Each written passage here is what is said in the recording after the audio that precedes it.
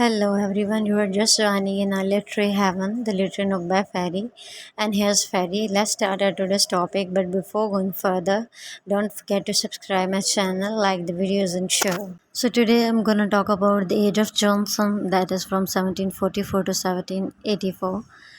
The later half of the 18th century, which was dominated by Dr.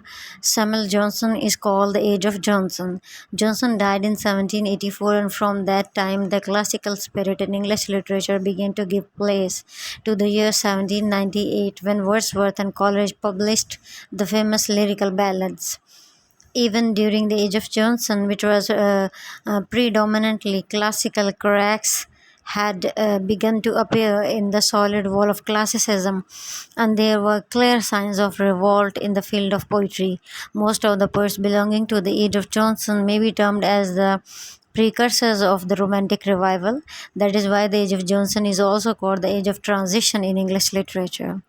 And as we talk about the poets of the age of Johnson, the age of Johnson in English poetry is an age of transition and experimentation with the ultimate that ultimately led to the Romantic Revival. Its history is the history of the struggle between the old and the new, and of the gradual and triumph of new.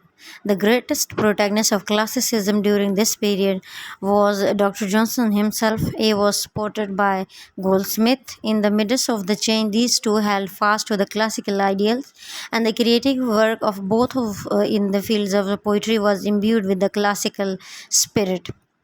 As Macaulay said, Dr. Johnson took it for granted that kind of poetry which flourished in his own time and which he had been accustomed to hear praised from his childhood was the best kind of poetry, and he isn't only upheld its claim by direct advocacy of its canons, but also consistently opposed very experiment in which, as in the ballads revival, he detected signs of revolt against it. And Johnson's two chief poems, London and the Vanity of Human Wishes, are classical in account of their didacticism, their formal rhetorical style, and their adherence to the closed couplet. Goldsmith was equally convinced that the classical standards of writing poetry were the best, and they had attained perfection during the Augustan age. All that was required of the poets was to intimate those standards. According to him, Pope was the limit of the classical literature. In the opposition to the blank verse, Goldsmith showed himself fundamentally hostile to change. His two important poems are The Traveller and The Deserted Village. So, before we consider the poets of the age of the Johnson, we broke from the classical tradition and followed the new romantic trends. So, what Romanticism stood for was Romanticism basically opposed to classicism in all vital points. For instance, the main characteristic of classical poetry was it was mainly the product of intelligence and was especially deficient in emotion and imagination. It was chiefly the town poetry, had no love for the mysterious, the supernatural, or what belonged to the dim past. Its style was formal and artificial. It was written in the closed couplet. It was fundamentally didactic. It insisted on the writer to follow the prescribed rules and imitate standards models of the good writing. The new poetry, which showed standards, romantic learnings or romantic leanings, was opposed to all these ones. So its chief characteristics were it encouraged emotions, passions, imagination in place of dry intellectuality. It was more interested in nature and rustic life rather than in tone, and revived the romantic spirit, love of the mysterious, the supernatural, the dim past. It opposed the artificial and the formal style and insisted on simple and natural forms of expression.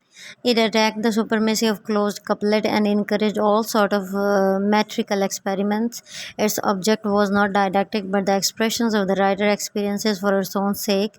It believed in the liberty of the poet to choose the theme and the manner of his writing. So, the poets who showed romantic learnings during the age of Johnson and who may be described as the precursors of the harbingers of the Romantic Revival were James Thomson, Thomas Gray, William Collins, and James Macpherson, William Blake, Robert Burns, William Cowper, and George Crabbe. In the age of Johnson, the tradition established by the prose writers of the earlier part of the 18th century, Addison, Steele, and Swift, was carried further. The 18th century is called the age of aristocracy. The aristocracy was no less in the sphere of the intellect that in that of the politics and society.